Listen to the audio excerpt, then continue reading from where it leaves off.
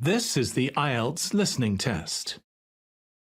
You will hear a number of different recordings and you will have to answer questions on what you hear.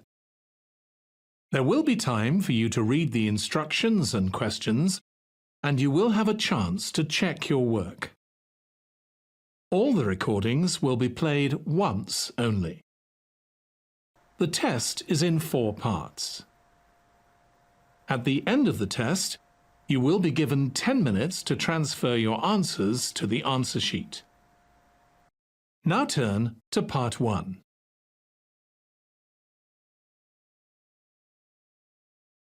Part 1.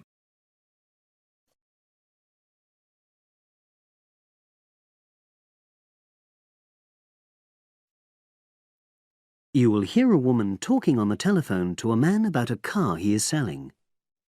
First, you have some time to look at questions 1 to 4.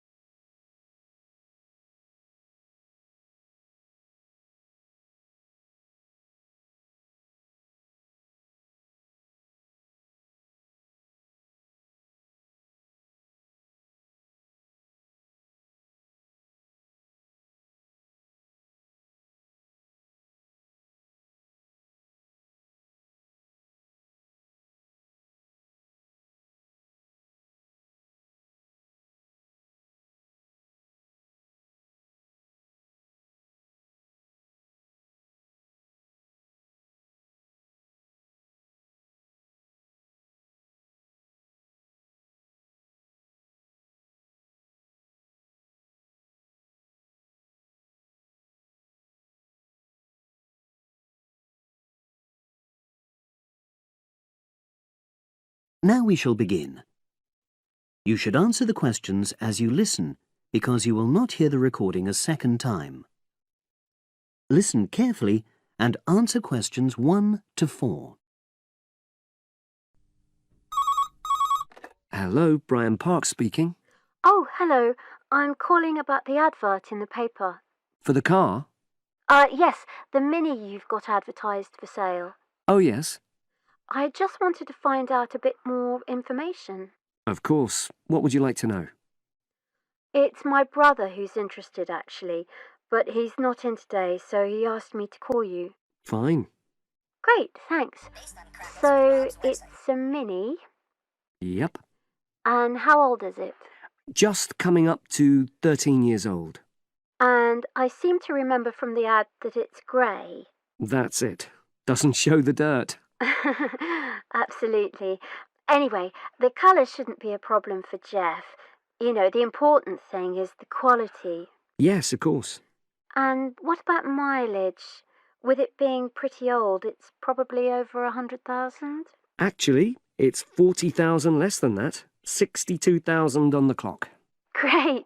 I remember now. I'm confusing it with another ad I was looking at. Right. Pleasant surprise then. Yeah. Have you been the only owner, or was there a previous one? I'm the second one. Before, it was owned by a teacher who was a very careful driver. Didn't have any accidents. Very good. And what about you? What do you tend to use it for? I haven't used it all that much, mostly for shopping. You know the sort of thing. So not much wear and tear. I'll make a note of that. I know Jeff wanted me to check that. Right. Before you hear the rest of the conversation, you have some time to look at questions 5 to 10.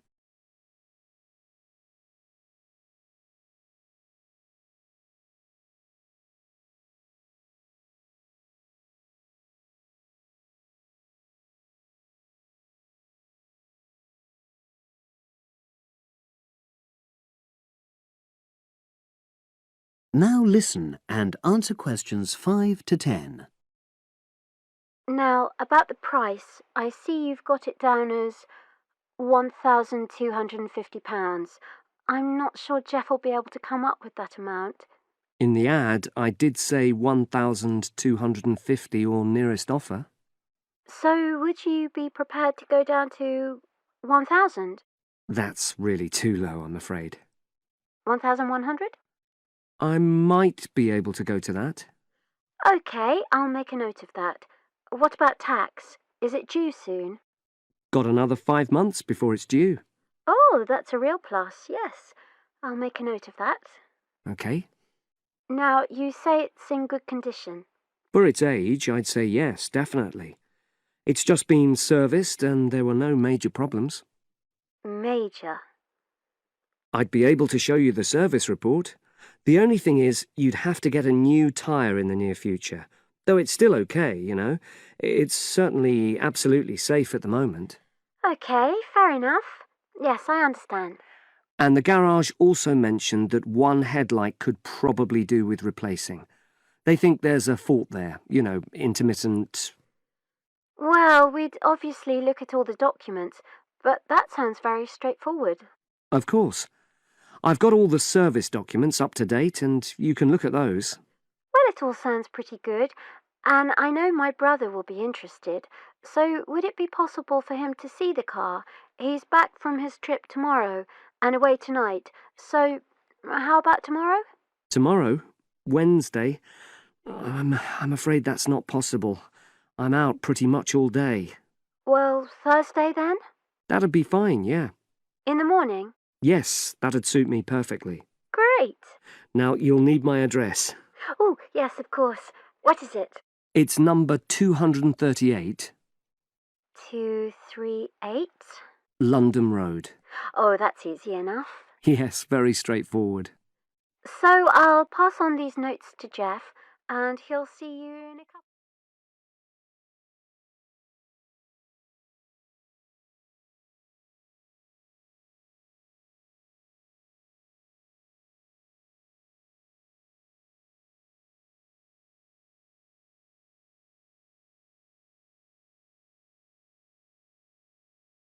That is the end of part 1.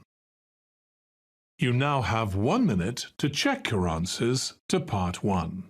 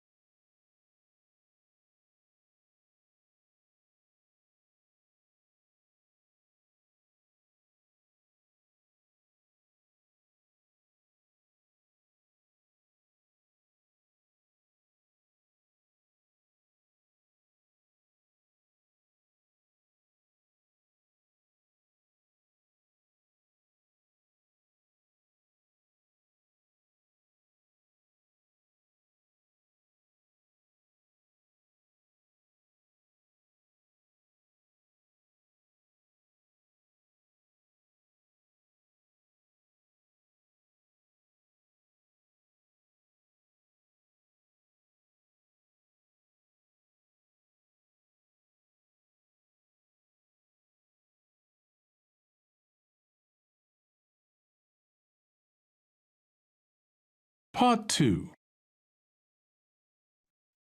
You will hear part of a podcast for visitors to the popular holiday region called the Treloar Valley. First, you have some time to look at questions 11 to 14.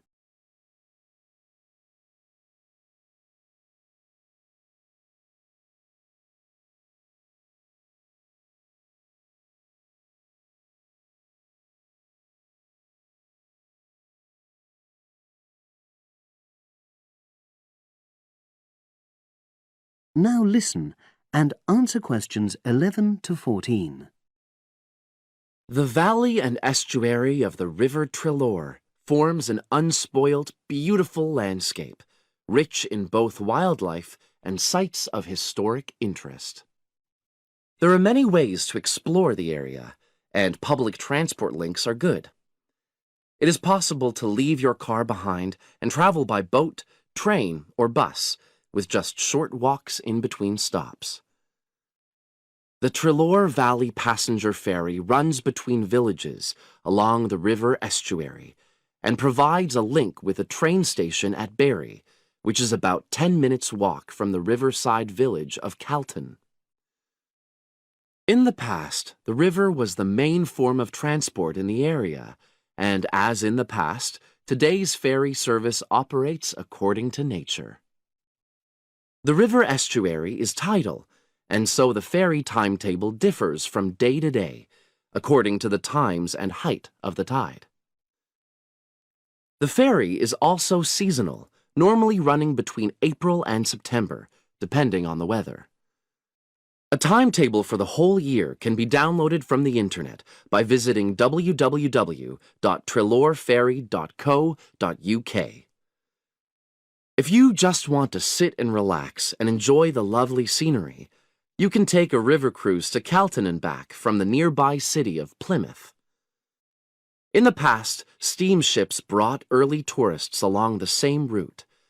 Queen Victoria and her family enjoyed such a trip in 1856. The journey is quicker these days. The round trip takes between 4 and 5 hours, depending on tides and weather.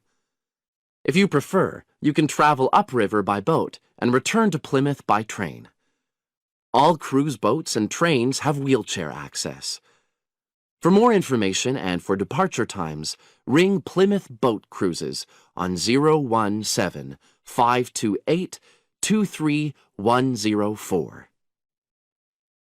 Trains run several times a day throughout the year between Calton and Plymouth, with various stops in between.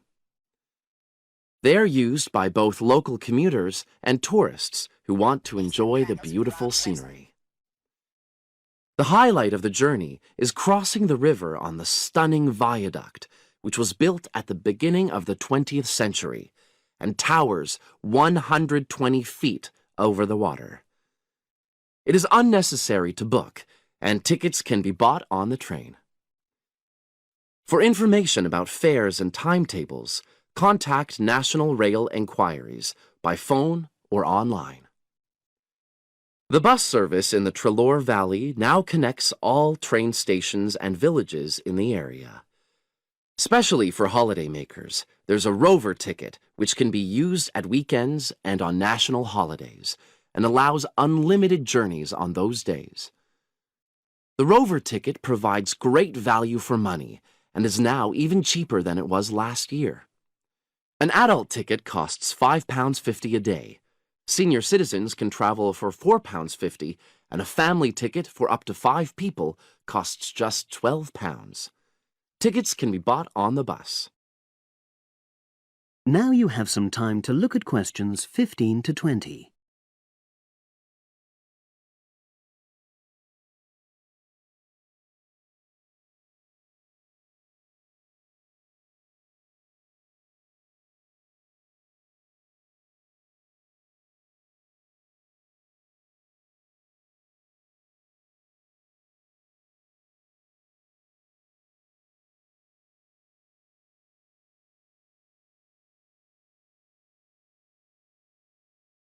Now listen and answer questions 15 to 20. At the center of the Treloar Estuary area is the historic riverside village of Calton.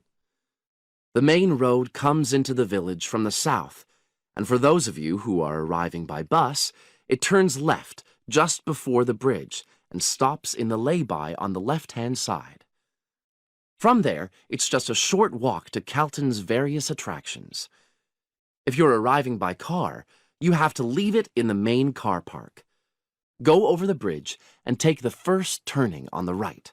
Then go on until you come to the end of that road. It's the only place to park in Calton, but there's no charge. If you're interested in local history, there's a museum in Calton with farming, fishing, and household implements from the late 19th century. As you come in from the south, cross the river and go straight on the same road until you reach the end. Also, on the subject of history, you can go and see the old mill, which has recently been renovated and put back into use. Turn left before you come to the bridge, then go straight on and then take the first turning on the right. This leads straight there. If you're interested in arts and crafts, there's a potter's studio where you can watch the artist at work. After crossing the bridge, turn left, and it's the second building on the left. Finally, when you feel in need of refreshments, there's a cafe opposite the old boathouse and a picnic area near the mill.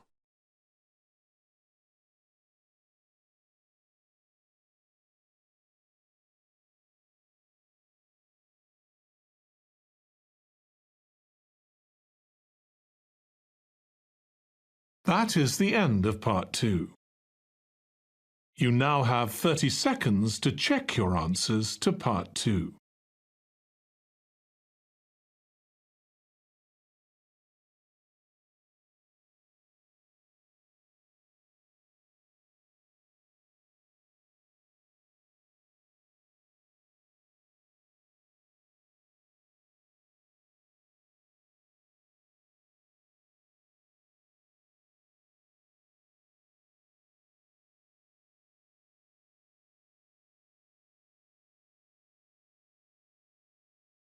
Part 3. You will hear two geography students talking. An older student, called Howard, is giving advice to a younger student, called Joanne, on writing her dissertation. First, you have some time to look at questions 21 to 24.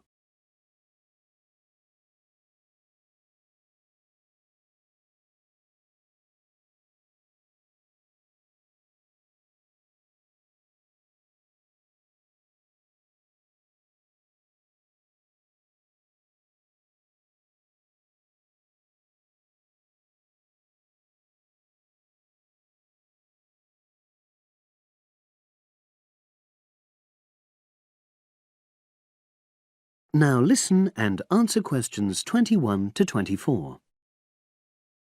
Hi, Howard. I haven't seen you for a while. Hi, Joanne. Yeah, they're keeping us really busy on the postgraduate programme. But how are you? You'll be starting your dissertation soon, won't you? Yeah, tutorials start next week. I've got Dr. Peterson. You'll remember it all from last year, of course. It's not something you forget easily. Oh. But seriously, although I didn't expect to enjoy writing my dissertation, and in fact I didn't really find it much fun, I wouldn't have missed the experience. I found it really improved my understanding of the whole degree programme, you know, from the first year on. Right. So, what are you doing yours on? Glaciated landscapes. Although I haven't decided exactly what aspect yet. I did mine on climate systems, so I can't help you much, I'm afraid. But you'll be fine once you start your tutorials. Dr. Peterson will help you focus. I know, and he'll set me deadlines for the different stages, which is what I need. My concern is that I've got tons of material on the topic, and I won't be able to stick to the word limit, you know. I remember I had different concerns when I was doing my dissertation. Last year. Yeah, before my first tutorial, I did a lot of fairly general reading because I hadn't fixed on my topic at that stage. I actually enjoyed that quite a lot and really improved my reading speed, you know, so I was getting through a lot of material. I was frightened I wouldn't remember it all, though, so I got into the habit of making very detailed notes. So, did you find your tutor helpful in getting you started? Yeah, we certainly had some interesting discussions, but it's funny, I saw a brilliant programme about climate change, and it was that really fired me up. It was talking about some recent research which seemed to contradict some of the articles I'd been reading. Now you have some time to look at questions 25 to 30.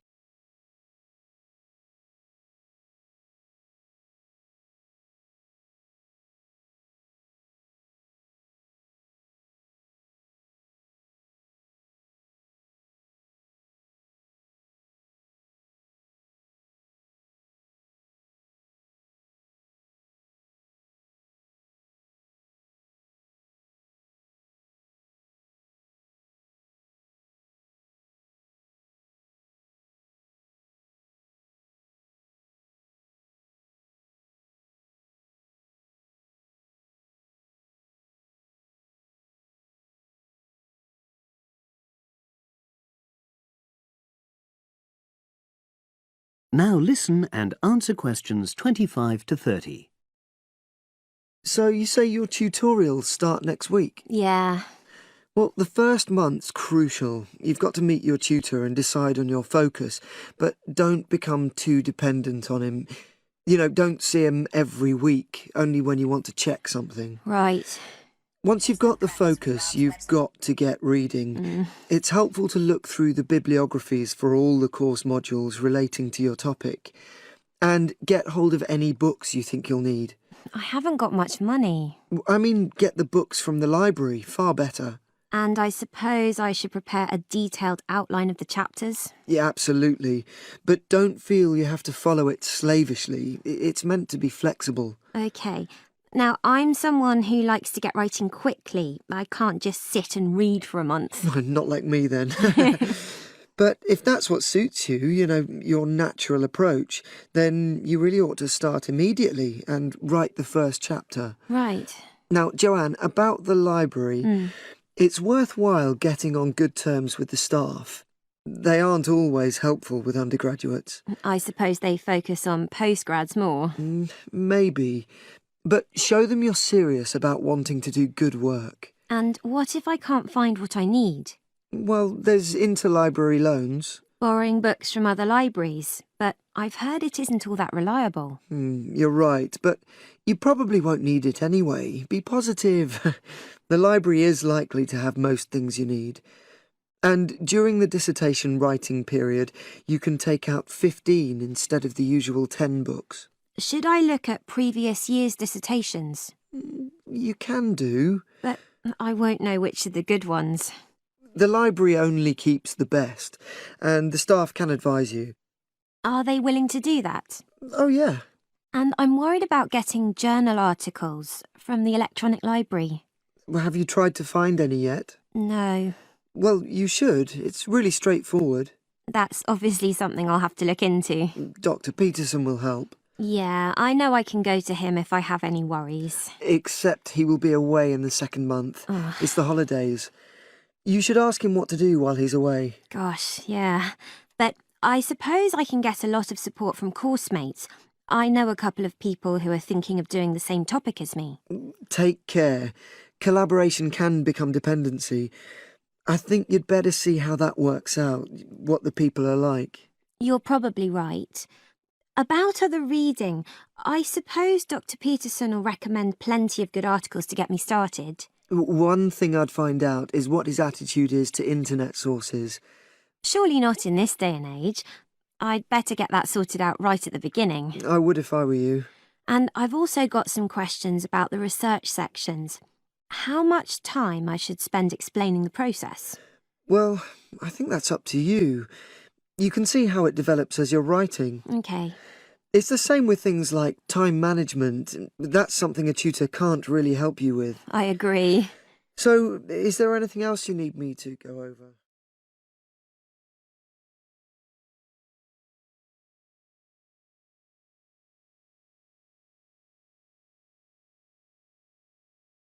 That is the end of part 3. You now have 30 seconds to check your answers to part 3.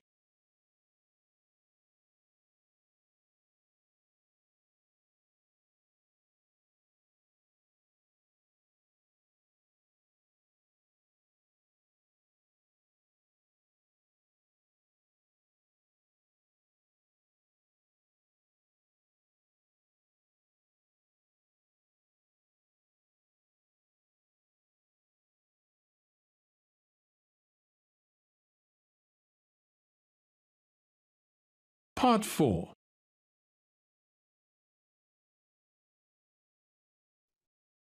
You will hear a psychology undergraduate describing the research she is currently doing on expertise in creative writing. First, you have some time to look at questions 31 to 40.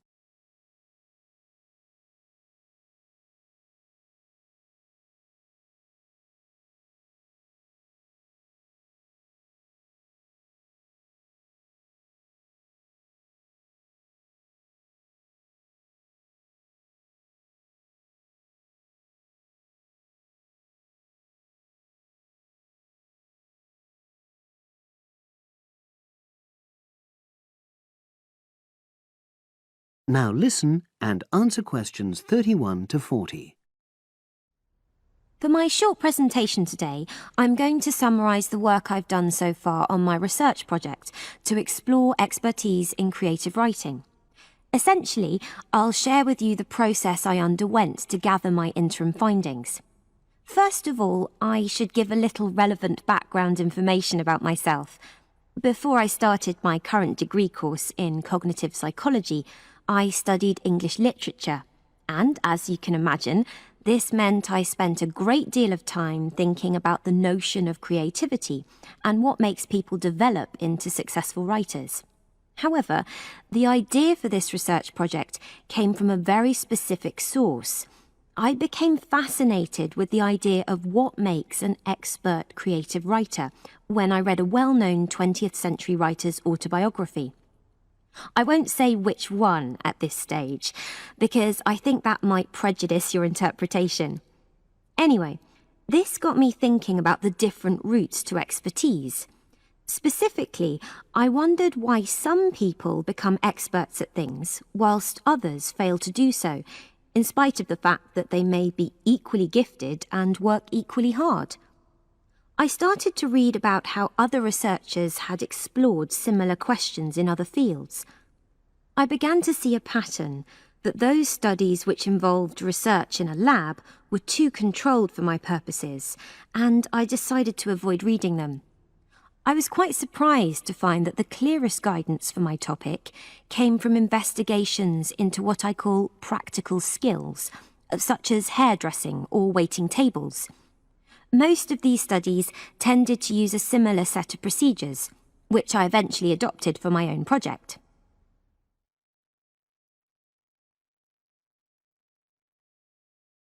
I'll now explain what these procedures were.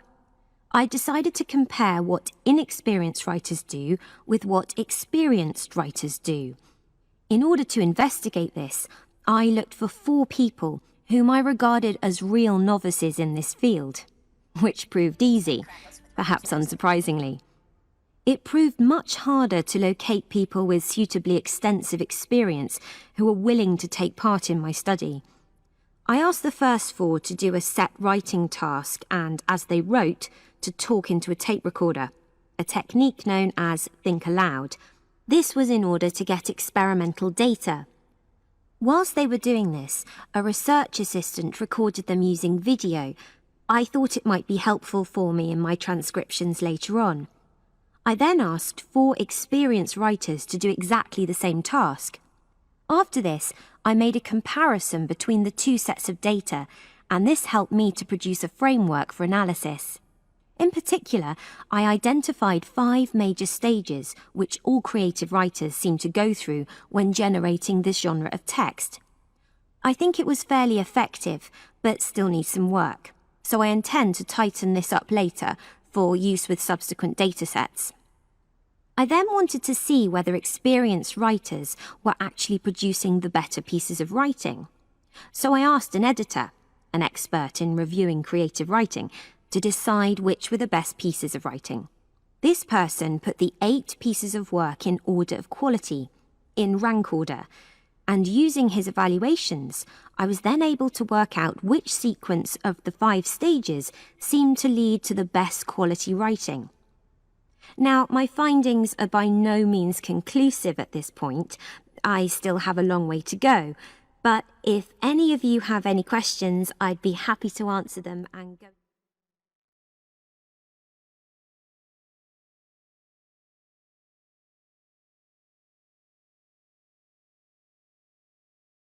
That is the end of part 4.